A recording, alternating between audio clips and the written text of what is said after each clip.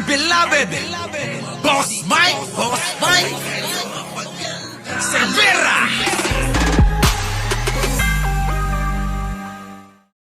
Tignan nyo to, isa pa Sino ba naman ang hindi matutuwa rito sa ating Pangulo, mga kababayan? Panoorin nyo. Mga kababayan, ang Pangulo ng Republika ng Pilipinas, His Excellency Ferdinand R. Marcos Jr. Kita nyo? Grabe, no, mga kababayan, kita nyo, yan na, Yan, mga kababayan, sino-sino yung mga yan? Yung nakapula, Rex Gatchalian, yung nasa kaliwang nakapula, Grabe, mga kababayan ko, kita nyo, simpleng-simple lang ang presidente natin.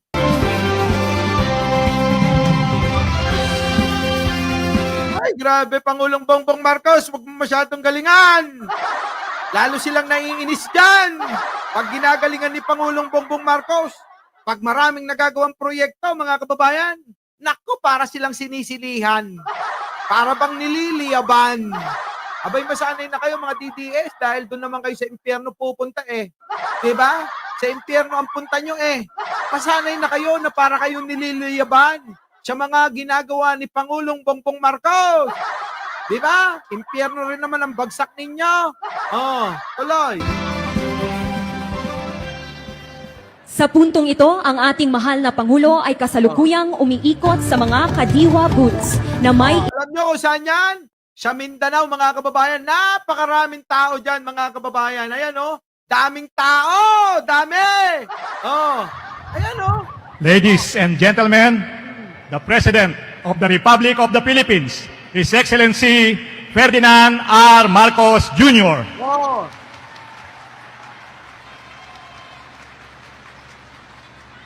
Kita nyo, sa Mindanao yan, mga kababayan. Kita nyo naman, daming tao. Samantalang yung proclamation. Naalala ko na naman yung proclamation rally ni Digong. Nung pinakilala yung kandidato niya. Ginawa yan sa kapitbahay ko. Diyan sa kabila. Diyan lang sa kabila namin. Saan? Club Pilipino. Diyan lang sa Club Pilipino, mga kababayan. Isang kwarto lang Anak ng pating na yan, mga kababayan. Anong klaseng proclamation rally nyo yan? Tapos puro yung mga nandoon, puro mga minion. Ay, nako. Nakakahiya. Tingnan nyo yung Pangulo namin, Maraming salamat sa ating kalihim ng DOLE, Secretary Benny Laguesma, sa iyong pagpakilala. Nandito rin po ang ating DSWD Secretary. Wala na solid BBM ng Mindanao. Wala na Ang mga Duterte, wala na Wala na. Ayaw na. Ayaw na ng mga tao sa mga Duterte. Rex Gatchalian. At kasama natin ang Special Assistant to the President, Secretary Anton Lagdameo. Andito rin po sa... Nako. Yoko dyan, Mr. President. Sipakin mo na yan. Kasama natin ang Mindanao Development Authority, Secretary Leo Magno. Babati rin ako sa ating butihing City Mayor ng Tagum, Mayor Ray Uy. Tagum pala ito, mga kababayan, sa Tagum, Davao del Norte, Vice Governor De Carlo Oyo Uy. Nako, nandiyan na lahat yung mga mayor ng Mindanao. Wala na. Finish na to, mga kababayan. Tapos na to. At ang pinakamahalaga na bisita na nandito ngayon ay ang mga beneficiary ng DSWD assistance ng AIX at yung mga beneficiary ng DOLE tulong pampabuhay sa ating disadvantaged displaced workers o TUPAD program. Mga kababayan, ayan mismo si Pangulong Bongbong Marcos yan. Na ayaw ng mga DDS yan. Ayaw nilang tumulong gumawa ng proyekto para sa mga maliliit nating kababayan. Ang gusto kasi nila, si Digong lang ang mabango kahit mukha siyang tae. Diba? Kahit mukhang ebak na tampol si Digong, mga kababayan, abay gusto nila mabango sa tao si Digong. Putik na yan, kapag nakikita ko lang yung mukha ni Digong, nadidismaya na ako Naalala ko yung tinaay ko kagabi. Oh, tignan nyo yung mga kababayan yung itsura ni Digong. O tapos isipin nyo yung tinain nyo kahapon. Kamukhang kamukha eh. O, di ba?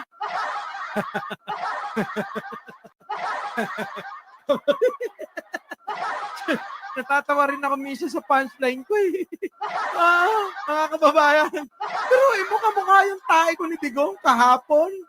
Diba? Punchline yun. Hindi kaya ng mga DDS yun.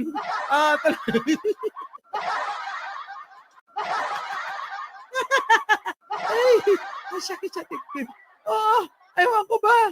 Kahit ako natutuwa ako sa sarili ko eh. Tuloy. Ang aking mga kasama sa ating sa pamahalaan, magandang hapon po, maayong adlaw kaninyong tanan. Sandali lang. Sorry naman huli sa mga nanananghalian, nag-aapo na nag-aagahan, ano. Pasensya na kayo, hindi ko napipigil yung bunganga ko. Wala naman akong script dito. Sorry talaga. Yung bunganga ko, pwede ba? Kung kayo'y manananghalian, wag muna kayong manood sa aking channel. Kasi talagang yung bunganga ko, kung ano-ano na lumalabas rito eh. Galing sa puso yan. Galing mo sa puso yun eh. Sorry naman sorry. Tuloy. Unang-una, magpapahabol po ako ng greetings sa belated Happy Valentine's Day para sa inyong lahat. Shoutout to sa lahat ng bagong dating hindi ko na kayo maisa-isa pero lahat po kayo. Shoutout sa lahat ng mga kababayan kong minamahal. Sabi nga ni Mima. Sana naman po yung Valentine's Day celebration niyo ay naging romantic. Yo! Base po sa inyong ngiti at masiglang pagsalubong sa akin ay mukhang maligaya naman ang inyong araw ng puso. Para naman sa mga NBSB or NBSG, Dito lang medyo corny si ako. Alam nyo naman ako eh. Diba? Abay, real talk ako eh. Alam nyo, sa totoo lang, medyo naging corny si Pangulo rin. mukhang nakalimutan yata ako panoorin bago to nagsalita dyan eh. Medyo corny tuloy. alam niyo ba ibig sabihin nun? Ano yun? No boyfriend, no girlfriend since birth. Malay po ninyo, sa libu-libong tao na nandito sa job fair ngayon, baka nandito na yung the one. Baka Ayun! Yung nga naman. Medyo pasok pa rin. Nakabawi ng konti si Pangulo. Nakabawi ng konti. Tuloy. yung siya na ay nandyan na. Yun.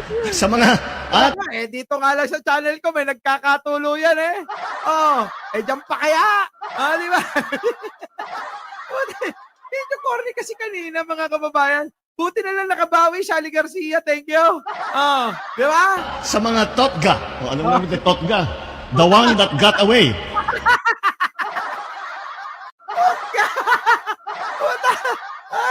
Sige, sabihin natin, bago yan. Miss, Pangulo, mahal namin Pangulong Bongbong Marcos. Bago yan, totga na yan. Lagi yan talaga si Pangulo. Aliw na aliw ako, Promise. May totga pa siya. May totga talaga, mga kababayan. Ito na. Baka nandito rin po ang yun yung hinahanap. Kaya lingon-lingon din. Baka naman iswertehin pa. Yan. Ako po ay sumadya dito upang makita kung maayos po ang patakbo ng programa natin sa DSWD, sa DOLE at saka sa DA. Yun ang magalanda ron! Bawin-bawi na agad. Bawin-bawi na! Yun ang maganda ron sa sinabi niya. Di ba mga kababayan ko? Yun ang maganda sa sinabi niya kaya siya nandiyan dyan. Para saan? Sa mga proyekto, kung tama, na binibigay sa mga kababayan. Di mo ba? Tuloy. Amaring Tesing, usod-usod ka. Tuloy. Alam niyo po, ang serbisyo namin sa gobyerno tulad ng pagmamahal, buo, kompleto at hindi nang iiwan. Yan! Nadali! Yung mga ganun ba na, Mr. President? Nako, bawin-bawi mo na yung kanina. Bawin-bawi mo na yung totga. Ay, grabe talaga si Mr. President. Nakabawi, mga kababayan! Ayos. Meron po tayong job fair at lahat ng kailangan ninyong dokumento mula sa gobyerno para sa paghahanap Nandiyan ba si Nyulo? Nyulo, shoutout sa'yo Nakabawi, Nakabawi si Pangulong Bongbong Marcos. Tuloy. ng trabaho, andyan na rin. Pagkatapos niyo pong maghanap ng trabaho, maaari naman kayong makapamili ng mga murang produkto. Sa Kadiwa naman, Nako. ang job fair po na ito ay inorganisahan ng iba't ibang ahensya ng gobyerno tulad ng DOLE at saka ng DSWD. Kasama lagi ang ating mga LGU. At kailangan maganda ang kanilang coordination para mabuo, maging maganda ang ating mga job fair, ating pagbibigay sa 4Ps at yung ating Kadiwa. Ito ay bilang pagtupad sa aming mandato at sa aming pangako na itaas ang antas ng pamumuhay ng bawat pamilyang Pilipino. Kita nyo mga kababayan ko? Itaas ang antas at pamumuhay ng ating mga kababayan. Yan po ang pangako ni Pangulong Bongbong Marcos. Kaya ho mga kababayan, nasasaktan sila. Diba? Tapos na ba mag-live si Nyulo? Di po ba mga kababayan? Ako, grabe no, malupit. Tapos sinisiraan sinisiraan lang nila. Tuloy. Lalong-lalo na sa ating mga benepisyaryo ng 4Ps at saka ng tupad. Patuloy din namin pinapalakas ang paghahatid ng mga serbisyo para sa inyong lahat. Correct. Upang matulungan kayo na makahanap ng trabaho at magsilbing hakbang tungo sa pagkamit ng inyong mga pangarap sa buhay at para sa inyong mga pamilya. Kita nyo mga kababayan ko? Yan ang mensahe, tagos sa puso. Hindi yung mensahe ni Digong, puro patayan dito, patayan doon. Papatayin kayo, papatayin dyan, papatayin sila. Papatayin na tayong lahat.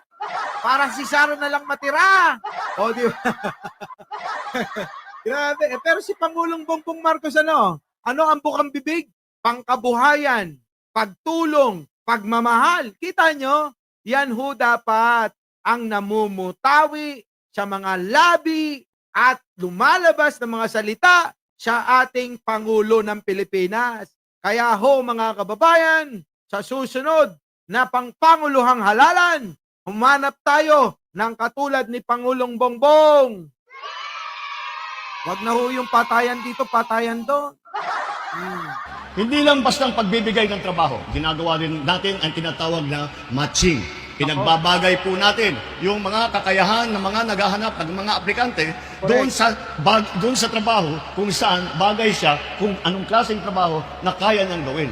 Ito ay ang paghahanap ng trabaho na akma sa inyong kasanayan upang matiyak na ang inyong hanap buhay ay tumutugma sa inyong pagkakaalam. Sa ganitong parang, masisiguro natin ng inyong talento, galing at husay ay nabibigyan ng halaga. Narito rin po ang ilang ahensya ng gobyerno tulad ng Public Employment Service Office, andito rin po ang NBI, SSS, Pag-ibig, PSA, upang magbigay ng mga dokumento, ng mga clearance at iba pang mga impormasyon at dokumento na kinakailangan ninyo sa paghahanap ng trabaho. Correct. Narito rin ang DTI, ang PRC, DepEd, TESDA, nandito po silang lahat para hingan ninyo ng gabay, ng tulong, ng advice kung meron kayong gustong malaman tungkol sa inyong karapatan bilang manggagawa at kung paano kayong magiging matagumpay sa inyong karir. Kita nyo mga kababayan, full force mga yung kawani ng gobyerno. Dinala ni Pangulong Bongbong Marcos sa Mindanao para nga naman mas maganda at talaga naman maging kumbinyente sa mga kababayan natin sa Mindanao. Kaya nga hindi na maitatanggi na ang Mindanao solid BBM na talaga. Hindi na maitatanggi yan. At hindi nyo na maaari pang nakawin kay Pangulong Bongbong Marcos yun. Ang Mindanao, aminin nyo na, solid BBM na. Wala na Wala na Duterte, kalimutan nyo na. Our beloved Boss Mike Cervera.